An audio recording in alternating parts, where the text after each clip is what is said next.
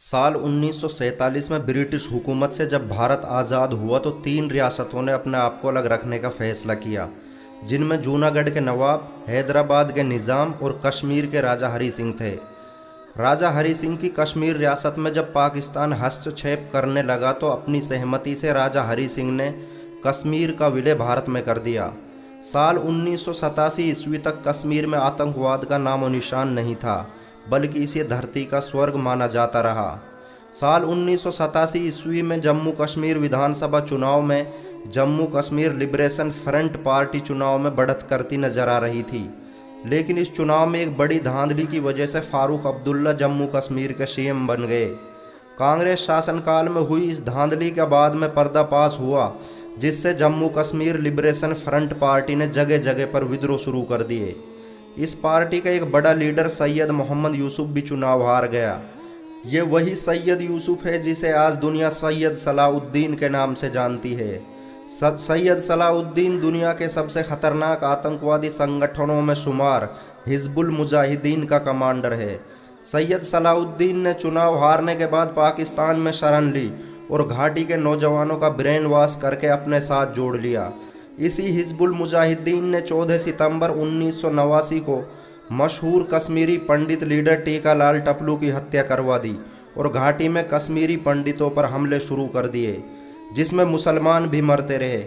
इन हमलों में 219 पंडितों का नरसंहार हुआ और तकरीबन 1500 मुसलमान मारे गए। इसमें कोई दो राय नहीं है कि तकरीबन 5 लाख पंडितों को घाटी छोड़नी पड़ी।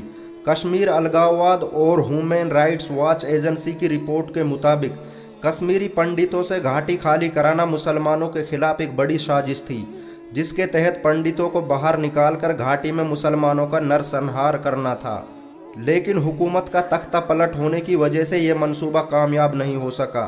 भारतीय गवर्नमेंट एजेंसी और बीबीसी की रिपोर्ट के मुताबिक घाटी में सक्रिय आतंकवादियों ने मस्जिदों में लाउडस्पीकर पर ऐलान किया था कि घाटी छोड़ दो या इस्लाम कबूल कर लो। मजबूरन कश्मीरी पंडितों ने रिफ्यूजी कैंपों में जाकर शरण ली। ये भी सच है कि कश्मीरी पंडित महिलाओं की इस दौरान यौन शोषण और रेप जैसी घिनौनी छोटी मोटी हरकतें देखने को मिली। हिंदू पंडितों के पलायन के बाद उन कश्मीरी मुसलमानों पर जुल्म होने शुरू हो गए जो बेकसूर थे। भारतीय अधिकारी आंकड़ों के अनुसार 1 लाख कश्मीरी मुस्लिम पिछले 30 सालों में मारे जा चुके हैं, जिनका किसी भी क्राइम ग्राफ में नाम नहीं था। 23-24 फरवरी 1991 की रात भारतीय फौज की 4थी राजपुताना बटालियन और 68वीं माउंटेन ब्रिगेड ने कश्मीर घाटी के कुपवाड़ा जिले में पड़ने वाले 2 गांव कूनन और पासपोरा में सर्च एंड कॉर्डन ऑपरेशन शुरू किया। इस ऑपरेशन के तहत गांव के सारे मर्दों को गांव के बाहर एक मैदान में रखा गया और घर घर जाकर भारतीय सेना ने सर्च ऑपरेशन किया। डू यू रिमेंबर कूनन और पासपोरा किताब के अनुसार उस रात सैकड़ों मुस्लिम लड़कियों का बलात्कार किया गया। HRW रिपोर्ट ने रेप विक्टिम की तादाद इस घटना में 100 बताई थी। इंडियन जांच एजेंसियों ने सर्वे करने के बाद इन विक्टिम की तादाद 23 बताई और कुछ अधिकारियों पर ही कार्रवाई हो सकी। उसके बाद कई हमलों में भारतीय सेना ने निहत्थे कश्मीरियों पर आंधाधुंध गोलियां चलाई, जिनमें सैकड़ों लोग मारे गए। इन घटनाओं को जनरल VK सिंह ने संज्ञान में लेते हुए सन 2010 में 104 जवानों पर कार्रवाई की थी। कश्मीरी पंडित हों या कश्मीरी मुसलमान, दोनों ही हिजबुल मुजाहिदीन या दूसरे आतंकवादी संगठनों के जुल्म का शिकार होते रहे, जिन पर आज तक कोई भी हुकूमत ने कोई कड़ा रुख नहीं अपनाया। हाल ही में आई मूवी द कश्मीर फाइल्स को लेकर यह मामला फिर से गरमाया है, जिस पर भारत में जमकर राजनीति हो रही है।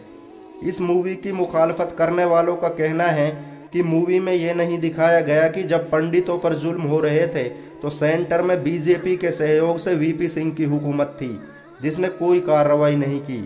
कश्मीर में हुए दोनों ही धर्मों पर जुल्म की इस दास्तान पर कोई मूवी बनाकर करोड़ों कमा रहा है तो कोई वोट बटोर रहा है, लेकिन कश्मीरी पंडितों के पलायन का इंसाफ आज तक कोई नहीं कर सका।